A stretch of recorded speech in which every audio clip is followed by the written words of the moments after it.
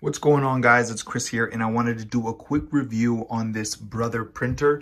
This is the MFC-L3770CDW. A lot of words, but this thing is awesome.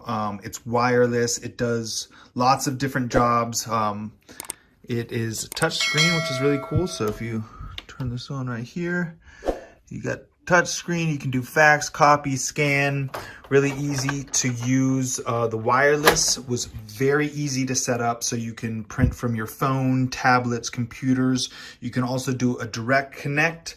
It's got a large 250 page tray, so you don't have to worry about keeping the refill.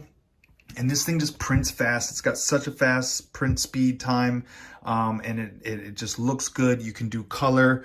You can use different toners, and online will tell you. But it was super simple to set up. Everything works perfectly, and the only downside is it's a little bit big, but that's not a problem. So it just stays right under here.